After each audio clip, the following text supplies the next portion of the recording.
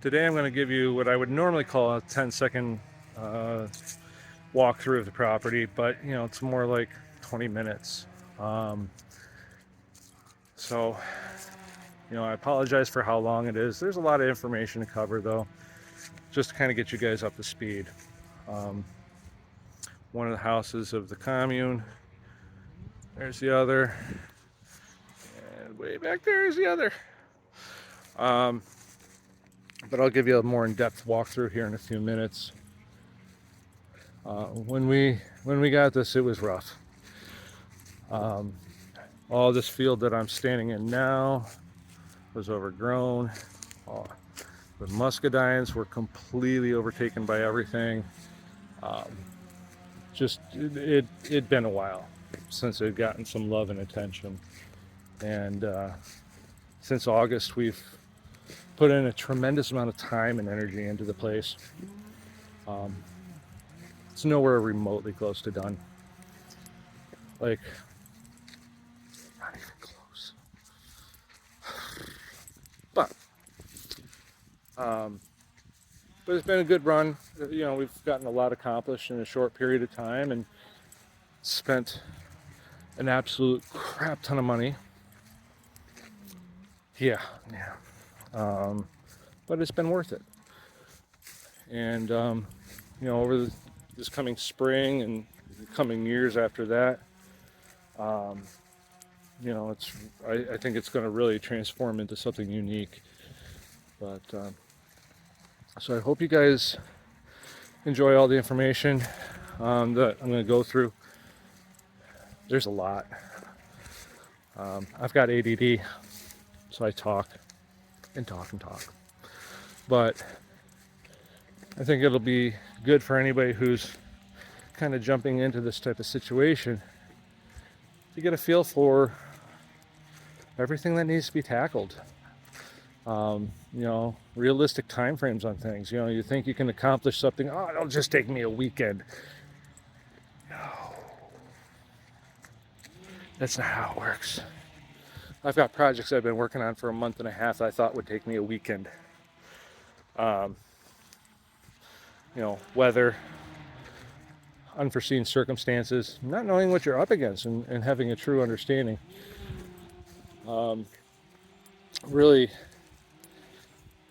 makes it frustrating at times, but when you do accomplish those tasks, those projects, the sense of accomplishment you get is remarkable. So I'm going to introduce you to one of the 3 trash dogs. That's Ruba Dog. She's very sad. She tore off a dew claw last night and had to go to the emergency vet. She mopes around the house anyways most of the time, but she's a sad pup. And you'll meet the others along the way as well.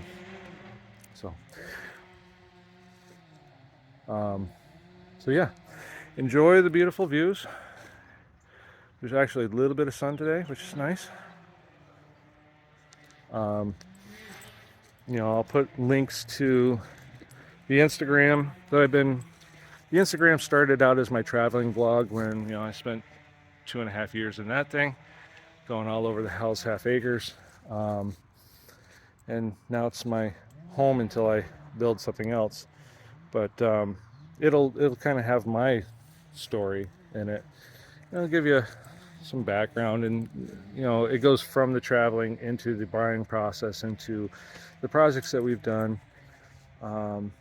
So feel free to add that as well. I'll put a link somewhere down. I don't know how this works, to be honest, but I'll put a link in. Yeah. So you'll get to follow along. I think it'll be really useful for anybody who's never done anything like this before, from the buying process through the just getting a property that's kind of been let go and not taken care of properly, to putting in septic systems. And that's my mini solar system. I'm going to be putting in a huge solar system hopefully this spring. Running water, the building process of the cabin. Once I decide on one, because that is a whole nother thing, man. Do you buy the shed shells? Do you buy, do you buy pre-manufactured log cabin? Do you build from dead scratch and just hope and pray? Like, all of that is decisions that you have to make. And like, I'm getting close to the point where septic's almost done. I've got to make one of those decisions and figure out where that money's coming from. You got to look at your financing options around, around getting the property, around putting the money into the property, buying equipment like the Kubota, and the trailer. Actually, where'd the trailer go? The trailer too, along with a bunch of implements. But these are all, you think, oh, I'm just going to buy a property and start building things. It doesn't work that way. It's not that simple. It's not that cheap either. Whew. Back 5, 10, 20 years ago, you could go on Craigslist or whatever and find half of what you need, people giving it away. Nowadays, everybody's looking to make a buck, and because of that, it leaves you in a position of having to pay for everything. And post-COVID, when you're paying for stuff, it's expensive. So, it's a matter of making those decisions as you go along and figuring things out. I'm going to tell you about the stupid things I did, about the things I learned, and hopefully somebody will be able to take away from this and have a clearer understanding of what they might be getting into. I know a lot of people get into these projects and get way over their head in a very short period of time. They don't realize. I didn't realize. And it's a frustrating process at times. And I wish I'd done a little bit of, maybe watched a video or two, or I pulled up a website, or no, my ADD makes me either hyperfixate on something and learn every little piece of information around it, or it just says, let's roll the dice and do it. I went with option 2.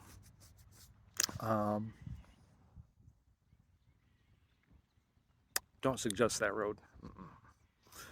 But I think it'll be good for other people to see my experience.